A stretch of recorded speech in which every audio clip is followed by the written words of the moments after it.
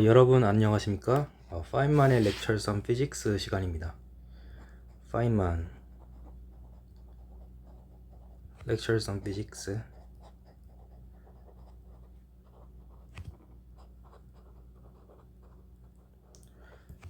이제 선선한 바람이 좀 불어오더라고요. 드디어 여름이 조금 이제 약간 후반기로 접어드는 것 같습니다. 다들 건강하신지 모르겠어요. 건강을 빌겠습니다. 자, 오늘은 챕터 5 시간과 거리에 대해서 좀 얘기를 해보도록 하겠습니다. 시간과 거리. 그래서 이 시간과 거리에 대해서 우리가 사실 모르는 건 아니에요. 다들 잘 알고 있습니다. 우리는 일상생활에서 항상 시간과 거리를 염두에 두면서 살고 있어요. 우리가 몇 시에 몇 분에 뭐 어디를 간다 하면은 우리가 항상 시간과 거리를 생각을 하면서 이동을 하고 활동을 하게 되죠. 근데 왜 우리가 이렇게 잘 아는 주제에 대해서 파인만은 굳이 하나의 챕터를 할애를 해서 책에 넣어놨을까, 얘기를 했을까, 이런 생각이 듭니다. 그리고 이제 제가 요새 교육에 조금 관심이 있어가지고, 물리학 교육에 좀 관심이 있어가지고, 교과서를 보면은 물리학 교과서마다 대부분의 물리학 교과서에서 시간과 거리에 대해서 좀 앞쪽 챕터에 이런 것들이 나와요. 왜 그럴까? 그것에 대해서 조금 얘기를 해보도록 하겠습니다. 그래서 서브 주제 같은 경우에는 챕터의 서브 챕터는 뭐 운동 같은 것도 있고, 2의 시간, 3의 짧은 시간, 4의 긴 시간, 5의 시간의 단위, 뭐 단위는 뭐 기준 이런 게 되겠죠. 그리고 6의 큰 거리가 되겠고, 7의 짧은 거리에 대해서 이야기를 한다고 하지만은 뭐 이때까지 뭐 제 어떤 동영상을 봐주신 분들은 아시겠지만, 제가 이렇게 서브 어떤 그런 제 챕터의 순서나 아니면 이런 주제에 연연하지 않고 저는 좀 얘기를 하기 때문에 짧은 거리, 뭐 긴 시간, 짧은 시간, 큰 거리, 짧은 거리, 요거는 조금 뭉뚱그려서 얘기를 하도록 하겠습니다. 뭉뚱그려서 얘기를 하고, 운동은 시간과 공간 안에서 일어나는 거고, 시간과 공간에 대해서 조금 얘기를 하고요. 그 다음에 그것의 기준에 대해서 조금 얘기를 하는 시간을 가지려고 합니다. 그래서 뭐 파인만이 이 책에서 그 책 내용에서 밝히기를, 이 물리학에서 어떤 정량적인 관찰이 굉장히 중요하다고 합니다. 정량적인 어떤 숫자로 나타낼 수 있는, 그래서 매우 빠르고 크고 강하다 뭐 이런 수식어를 물리학자들은 잘 쓰지 않습니다. 대신 뭐 3뉴턴의 힘으로 뭐 10초 뒤에 뭐 이렇게 어떤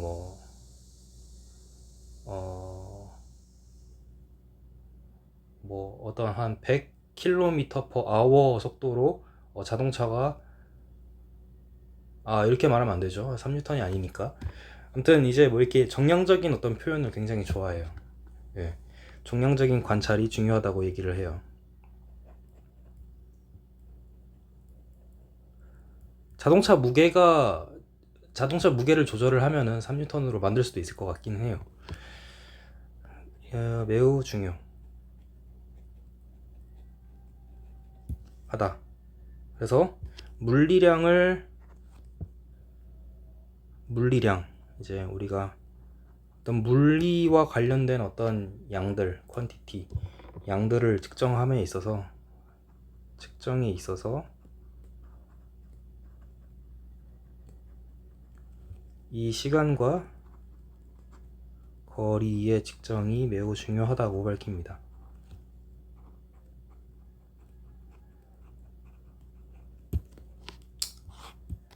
자, 그러면은 왜 그렇게 그리고 또 이제 요거는 책의 내용인데 현대적인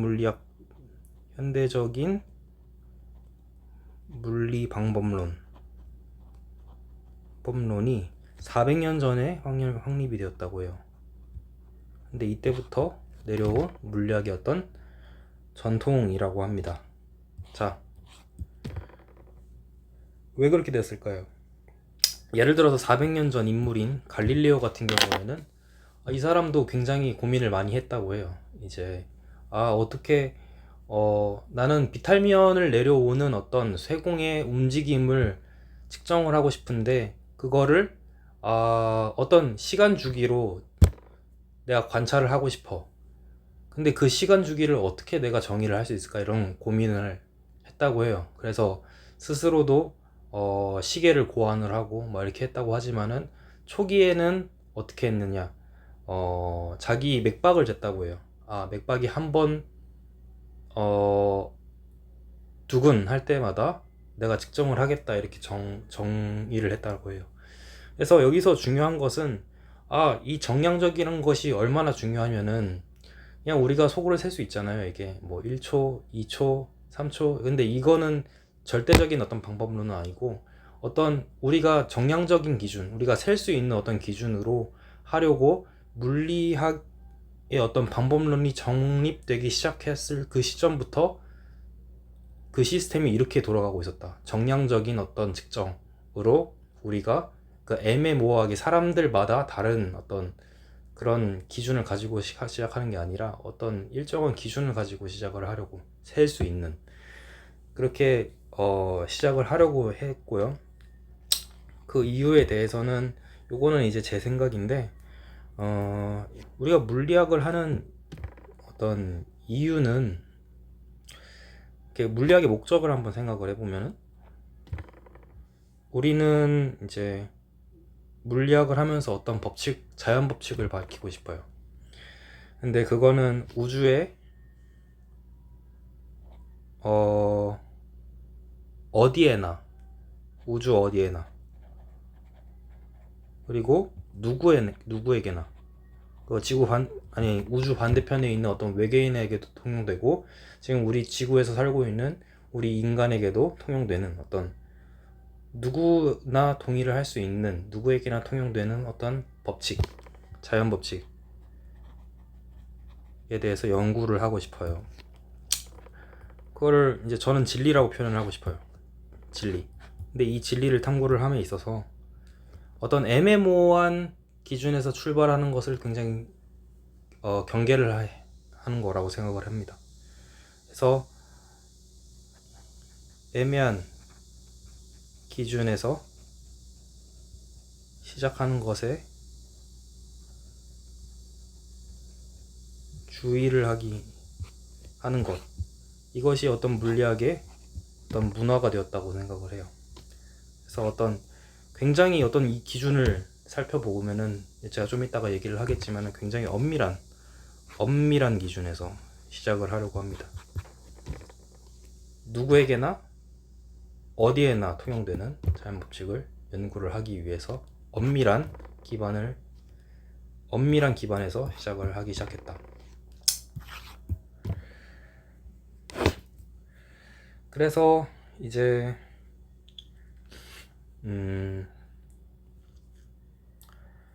시간과 거리가 왜 중요한지, 그러니까 이 정량적인 측정이 왜 중요한지 한번 밝혀봤고요.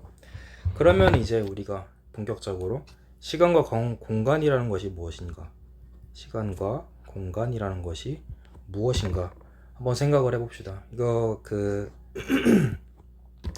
이 시간과 공간이라는 것이 무엇인가, 파인만은 이 책에서 그것을 밝히는 것이, 정의를 하는 것이 중요한가? 우리 다 알고 있잖아. 결국에는 시간은 뭐 얼마나 기다리면 되냐의 척도고, 공간은 얼마나 뭐 가면 되냐의 척도다, 뭐 그렇게 정의를 했어요. 우리 다 알고 있는, 공통적으로 우리가 다 이미지를 가지고 있는 어떤 그런 것에 대해서 정의를 할 필요 없다. 요것에 대해서 이제 뭐 제 생각을 조금 더 하자면은 저도 이거를 굳이 엄밀하게 정의를 하지 않아도 이 얘기를 하는데 아무런 지장이 없을 거라고 생각을 하지만은 시간이 뭔지 한번 고민을 해봤어요. 시간이 무엇일까? 시간이라는 것은 아니지, 공간이라는 것에 대해서 먼저 생각을 해봅시다. 공간 안에 우리가 모두 다 있죠. 모든 사물이 있고 모든 것이 공간 안에 놓여 있어요. 우주의 모든 것이. 이 공간 안에 없는 것은 우리가 상상하기 힘들고요. 그러니까 공간 밖에 무엇이 있다고 하면은 그것에 대해서 우리가 상상하기 매우 힘들죠. 그래서 이 공간은 사물이 놓여 있는 곳. 그러니까 사물이 존재할 수 있는 곳. 이 곳이라는 게 굉장히 애매하네요. 그래서 뭐 이게 사물의 존재성이 존재될 수 있는 어떤 시스템을 말한다 라고 생각을 하고요. 그 다음에 시간이라는 것이 뭔지 한번 생각을 해봤습니다. 시간이라는 것은 이 안에서 변화가 일어날 수 있는 곳. 변화가 일어나는 곳. 그러니까 어떤 사물의 변천성을 정의를 하는 시스템이라고 생각을 합니다.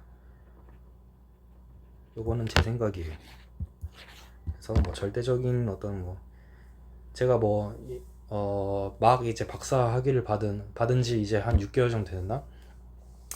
이런 병아리 이제 물리학자로서 뭐 이렇게 뭐 대단한 생각은 아니지만 이렇게 생각을 해봤습니다. 그래서 이 시간과 공간이라는 것은 그 안에서 어떤 현상이 일어날 수 있는 시스템을 말한다. 현상이 일어날 수 있는 시스템이다 라고 생각을 합니다. 그래서 시간과 공간은 이렇게 정리를 하고 좀 더 얘기를 해보자면 이 시간과 공간에 대해서 상대성 이론을 배우게 되면요, 나중에 상대성 이론에서는 이건 상대성 이론이 아니더라도 일생생활에서 우리가 동의를 할 수 있는 것들은 인간은 3차원 공간을 인지를 하면서 살아간다고 해요. X, Y, Z 방향의 어떤 3차원 공간을 인지를 하면서 살아가는 하고, 우리가 시간의 흐름을 늘 느끼면서 살아가고 있죠.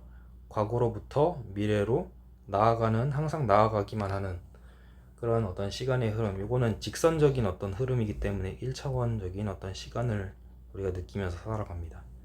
그리고 이 시간의 방향은 늘 그러니까 불변하는 것이 아니라 항상 한 가지, 과거에서 미래에 한 방향으로만 나아가죠.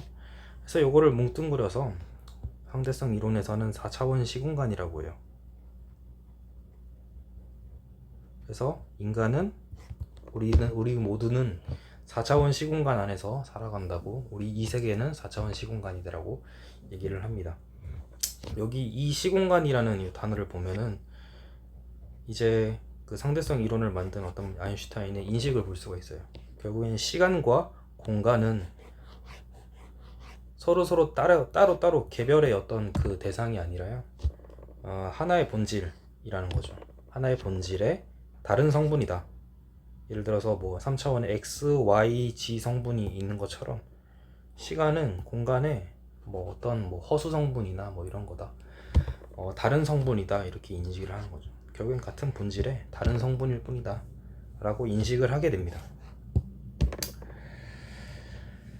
그래서 시간과 공간이 무엇인지 한번 살펴보았습니다. 그러면 이 기준에 대해서 한번 얘기를 해볼까요?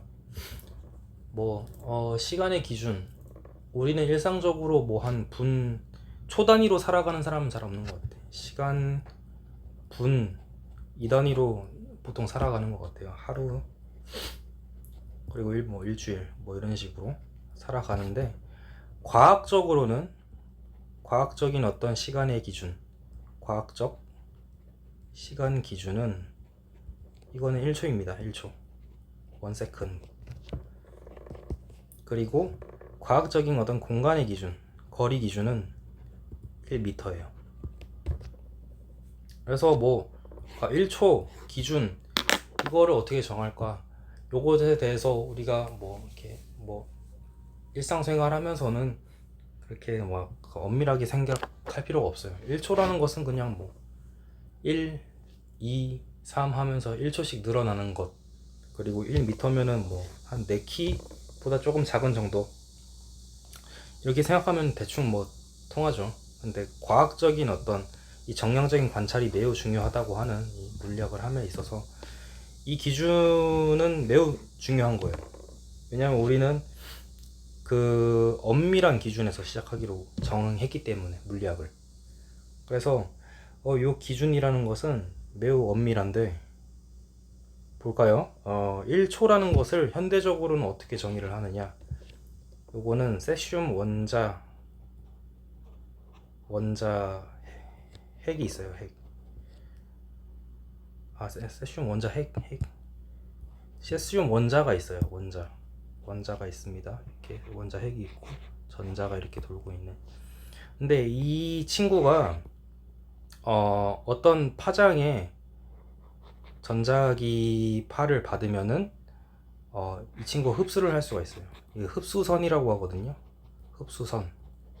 이거 빛이라고 표현을 할게요. 이 빛에 이 진동을 하게 되는데 1초 동안 몇 번을 진동을 한다? 91억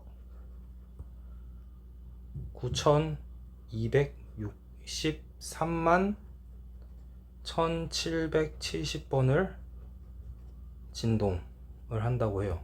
그래서 요거를 거꾸로 말하면은 세슘 원자의 흡수선이 91억 9263만 1770번이 진동하는 동안 걸리는 시간을 우리가 1초라고 정의를 합니다. 매우 엄밀하죠. 네. 그리고 공간 거리, 이거는 이제 1m가 우리가 과학적인 어떤 공간의 거리의 어떤 기준이라고 하는데, 요것도 원래는 한 100년 전까지만 해도 뭐 백금과 이리듐으로 만든 미터 원기를 들고 다니면서 이게 1m다 이렇게 정의를 했어요. 근데 이게 현대적으로 오면 올수록 점점 더 약간 엄밀해지면서 요거는 이제 진공에서 빛이 나아가는 어떤 그 거리를, 어떤 특정 시간 동안 빛이 나아가는 거리. 그래서 우리가 흔히 빛이 진공에서 그 광속이라고 하면은 30만 킬로 뭐 퍼 세컨드라고 하잖아요. 그래서 요거를 거꾸로 말하면은 진공에서 1m라는 것은 빛이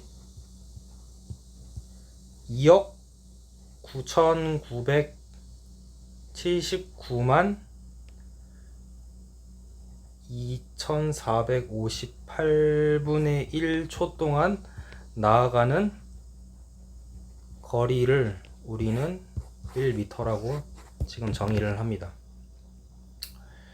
그래서 왜 이렇게 엄밀하게 정의를 합니까? 엄밀한 기준에서 우리가 시작을 하기 위해서 그렇게 시작이 되었다고 생각을 하고요. 자, 그러면은 이제 챕터에서 뭐 시간과 공간에 대해서 얘기를 했고 그 기준에 대해서 얘기를 했습니다. 그러면 우리가 이제 짧은 거리와 큰 거리, 그리고 짧은 시간과 긴 시간에 대해서 좀 얘기를 해보려고 하는데요. 일단은 요 연관성에 대해서 조금 얘기를 해봐야 되거든요.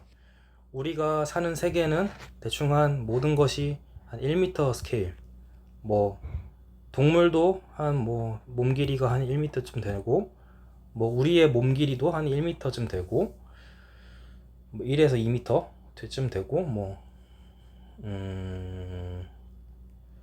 나무는 한 5m쯤 되고, 뭐 벌레는 뭐 한 10cm쯤 되고, 뭐 이런 미터 정도의 크기를 갖는 어떤 그런 세계에서 살고 있어요. 이게 스케일로 말을 해볼게요. 스케일. 그런데 요거는 대충 한 초 정도 단위로 현상이 일어나고 있어요. 1초 정도의 단위로 현상이 일어나요.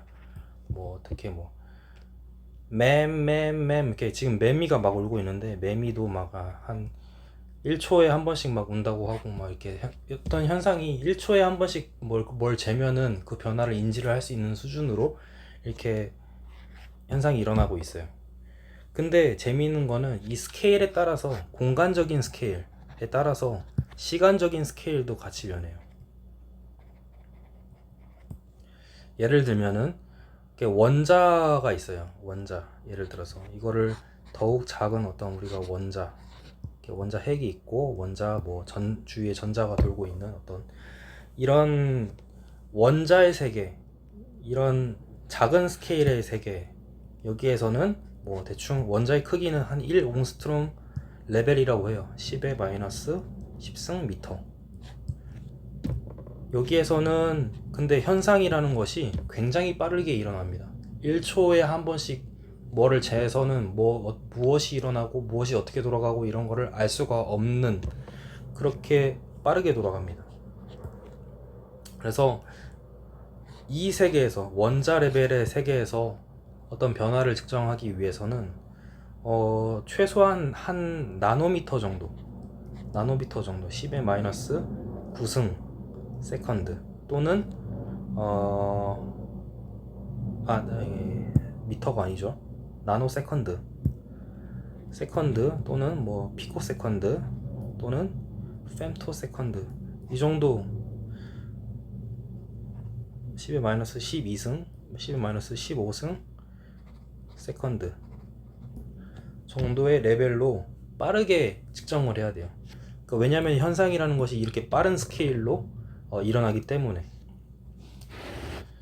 그래서 이제 이런 짧은 거리에서는 짧은 시간으로 현상이 일어난다. 근데 반대로 예를 들어서 뭐 우주 안에 뭐 은하가 있고 뭐 별이 있고 성운이 있고 뭐 암흑 물질이 있다, 뭐 이런 것들. 그래서 막 은하가 어떻게 뭐 우주에 먼지가 있는데 이게 뭉쳐져 가지고 뭐 이렇게 나선팔이 생기고 은하가 형성되는 이런 과정들, 요것의 스케일은 대충 한 10광년쯤 될 거예요. 10만 광년쯤 될 거예요. 10만 라이트 이어라고 하는데, 요것이 일어나는 어떤 스케일은 수십억 년쯤 될 거예요. 수십억 년. 그래서 재밌죠, 이게. 큰 스케일, 공간적으로 큰 스케일에서 일어나는 현상은 시간적인 스케일도 굉장히 길다라는 거예요. 그래서 공간에 따라서, 그러니까 그 현상이 일어나는 어떤 주기가 공간적인 스케일 따라서 시간적인 스케일도 변화를 하게 된다. 그리고 그 관계는 정비례 관계고요. 그러니까 비례 관계고요. 그래서 이런 관계가 있어요. 그래서 뭐 말을 하자면 아까 이제 얘기를 하다가 말았는데, 우리가 짧은 시간을 나타내기 위해서 또는 짧은 거리를 나타내기 위해서 쓰는 접두사들이 있어요. 예를 들면은 뭐 접두사에 대해서 좀 얘기를 해볼게요. 1미터라는 게 있으면은 우리가 센티미터라는 걸 쓰죠. 그거는 이 센티라는 접두사는 소문자 C라고 쓰는데 10의 마이너스 2승을 나타내고요. 그리고 밀리라고 우리가 쓰는 게 있어요. 이거는 1000분의 1을 나타냅니다. 그래서 소문자 M이라고 쓰고요. 그보다 더 작은 것은 우리가 마이크로라는 단위를 써요. 접두사를 써요. 요거는 뮤라는 기호로 나타내고요. 10의 마이너스 6승을 나타냅니다. 그리고 나노라는 접두사를 쓸 때가 있는데, 요거는 소문자 n이라고 쓰고 10의 마이너스 9승을 나타내고요. 그보다 더 작은 것들, 피코, 이거는 소문자 p로 쓰고 10의 마이너스 12승을 나타내고요. 잠시만요, 좀 지울게요.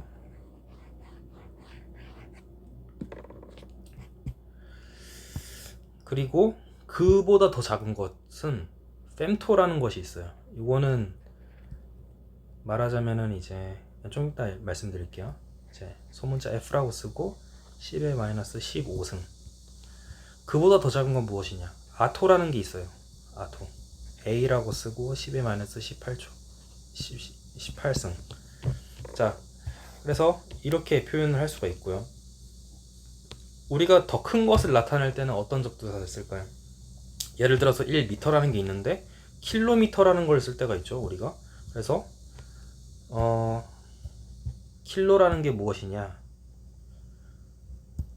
킬로라고 하는 것은 소문자 K라고 쓰고요. 이거는 10의 3승을 나타냅니다. 더 큰 것을 나타내는 것이죠. 그리고 그보다 더 큰 것을 나타내기 위해서는 메가라는 단위를 씁니다. 우리가 이제 컴퓨터 용량, 뭐 메모리 용량 이런 거 할 때 메가바이트 뭐 이런 거 쓰잖아요. 그게 10의 6승 100만이라는 뜻이에요. 접두사. 그리고 그보다 더 큰 것을 나타내기 위해서는 기가라는 단위를 쓰고요. 대문자 G를 씁니다. 10의 9승을 나타내고요. 그보다 더 큰 것은 우리가 뭐 익숙하죠. 메가, 기가, 테라 이런 것은 뭐 이렇게 바이트 단위로서 굉장히 익숙하죠. 대문자 T로 나타내고 10의 12승을 나타내고요. 그보다 더 큰 것은 페타. 요것은 우리가 쉽게 접하지 않는 단위긴 해요. 페타. 10의 15승을 나타내고 그보다 더 큰 것은 엑사. 엑사. 요거는 이제 접두사 이름을 모르게 한 2라고 쓰나요? 그리고 10의 18승을 씁니다. 나타냅니다. 그래서 이 접두사 큰 것과 작은 것을 나타내는 접두사는 다음과 같다 라고 이제 알아두시면은 좋을 것 같습니다. 그래서 대충 뭐 스케일 이게 어느 정도로 작은 건지 말씀을 드리기 위해서 대충 한 이 정도가 원자의 크기, 원자의 지름 정도가 한 10분의 1 나노미터, 옹스트롬이라고 하죠. 이 정도가 되고요. 이 femto 미터쯤 되면은 이 원자 안에, 이 원자 주변에 이게 막 전자가 돌고 안에 조그맣게 원자 핵이라는 게 있죠. 그래서 이 원자의 지름이라는 것은 이 전자가 퍼져 있는 이 범위를 다 포함을 하는 것이고요. 이 정도가 10의 마이너스 한 10승 미터쯤 된다고 하는 것이고요. 이 원자 핵의 지름은 약 한 10의 마이너스 15승 미터, femto미터쯤 됩니다. femto미터쯤 되고요. 그리고 이제 제가 학생 때 많이 쓰던 기구가 있어요. 예를 들면 이제 저는 전공이 입자 물리학이기 때문에 굉장히 작은 스케일에서의 영역에서의 현상을 바라보고 이제 관측을 하는 거거든요. 그래서 그때 많이 쓰던 것이 피코아미터라는 게 있어요. 이거는 피코 세컨드 단위로 어떤 뭐 볼티지의 오실레이션 같은 거를 측정을 할 수가 있는 그런 기구예요. 피코 세컨드. 그래서 입자 물리학 하는 사람들은 뭐 이렇게 피코 세컨드, 나노 세컨드 단위로 뭘 측정하는 것을 많이 합니다. 입자 물리. 그리고 이제 큰 것에 대해서 얘기를 하면은 우리가 뭐 기가, 메가, 테라 이런 거는 뭐 말할 것도 없죠. 요새 나오는 메모리들은 메모리 용량 테라들이 많은 것 같아요. 6테라, 8테라 뭐 이렇게 테라가 많고요. 제가 이제 학생 때 뭐 이제 입자 물리학 굉장히 빅데이터 학문이거든요. 데이터량이 굉장히 많아요. 이게 빅데이터를 분석을 함으로써 이제 입자의 어떤 그 원자 레벨에서의 어떤 현상들을 이제 측정을 하는 건데, 제가 이때 1학년 때 다뤘던 이제 데이터 중에서 일부를 날린 적이 있어요. 그때 날린 데이터가 100테라가 조금 넘었었던 것 같아요. 100테라. 그때요. 그래가지고 난리가 났었죠. 그 다음에 이제 페타. 요거는 페타바이트라고 하면 우리가 잘 접하지 못하는 수준의 어떤 이렇게 굉장히 많은 것 같아요. 아마 슈퍼컴퓨터, 이게 국가에서 관리하는 어떤 국가 슈퍼컴퓨팅 센터의 어떤 총 어떤 메모리량이 한 페타바이트, 수백 페타바이트쯤 될 거예요. 그리고 엑사라고 하면은 요거는 제가 어디서 전열에서 읽었을 때 인류가 이때까지 역사에서 유사 이래 생산한 그 정보량의 총량이 엑사바이트의 스케일로 발생을 했다, 이런 거를 들었던 것 같아요. 굉장히 큰 수준의 접두사를 말하는 것이고요. 그래서 뭐 짧은 스케일에서의 어떤 그런 시간은 뭐 피코미터 같은 걸, 또는 이제 오실로스코프 뭐 이런 걸 이용을 해서 잴 수가 있고요. 긴 시간 같은 경우에는 뭐 방사성 반감기 같은 것들, 뭐 탄소가 이제 뭐 다른 어떤 뭐 동위 원소로 디케이하는 어떤 그런 그 반감기가 있는데, 그러면 이 물질 내에 어떤 특정한 동위 원소의 비율을 측정을 하면은 대충 이 반감기 가지고 이제 연도 측정이 가능한 거죠. 우리가 살고 있는 이 지구도 연도 측정을 해보니까 뭐 우라늄이 뭐 납으로 바뀌는 그런 디케이가 이렇게 채널이 있는데, 그래서 우라늄의 어떤 납 함량을 측정을 해봤더니 한 45억 년쯤 되더라. 그래서 우리 지구가 생성된 지 한 45억 년쯤 지났을 것이다 라고 얘기를 하고요. 더 긴 시간을 얘기를 하자면은 뭐 우주의 역사 뭐 이렇게 얘기를 하면은 흔히 한 150억 년 전이라고 얘기를 해요. 150억 년 우주의 역사. 그리고 우리가 지구를 비롯한 어떤 태양이 만들어진 게 한 50억 년 이전이라고 얘기를 하죠. 50억 년 이전. 지구는 그보다 조금 더 뒤에 만들어졌다고 얘기를 하고, 아마도 태양은 지금 주기활성이기 때문에 수명이 한 100억 년쯤 된다고요. 50억 년 뒤에는 태양이 사라질 것이고, 그러면은 우주의 역사에서 빛이 에너지로부터 분리된 시기는 이게 우주가 시작된 지 38만 년이 지난 시기라고 합니다. 38만 년이 지난 시기고, 그리고 이제 최초의 어떤 은하가 형성된 시기는 우주가 시작된 이후에 5억에서 10억 년 이후라고 얘기를 하고요. 그 다음에 이 은하에 있는 어떤 별들이 폭발하고 다시 그 먼지가 뭉쳐지고 이렇게 하는데 주기가 있는데, 이런 주기가, 그래서 이제 뭐 최초 은하가 처음으로 이제 별들이 뭉쳐가지고 빛나기 시작했을 때, 이때의 별들을 1세대 별이라고 해요. 1세대 별. 그리고 걔네들이 폭발을 해. 초신성 폭발하고 난 다음에 먼지를 훅 뿌려. 그 다음에 그 먼지들이 다시 뭉쳐가지고 별이 돼요. 그러면은 얘네들이 2세대 별이라고 하고요. 우리의 태양은 2 또는 3세대 별이라고 합니다. 왜냐면은 이 1세대 별 같은 경우에는 대부분이 이제 수소나 헬륨으로 이루어져 있는데, 근데 이렇게 초신성 폭발을 하면은 이제 그 무거운 원소들, 이제 중원소라고 하거든요. 중원소 함량이 존재를 하게 됩니다. 근데 우리가 태양을 한번 들여다 보니까 중원소 함량이 좀 있어요. 얘네들은 1세대 별은 아니야. 폭발을 한 번 또는 2번 정도 겪은 정도의 중원소 함량을 가지고 있기 때문에 2, 3세대 별이라고 하고요. 뭐 이런 어떤 긴 스케일의 어떤 그런 그것도 천문학에서 이제 다루더라. 천문학에서 또 이제 특히 이제 큰 거리에 대해서 다루게 되는데, 큰 거리의 대명사라고 하면은 광년이 있죠. 1광년이라고 하면은 이거는 마치 이게 연도를 말하는 것 같지만은 이거는 사실은 공간의 단위입니다. 공간의 단위.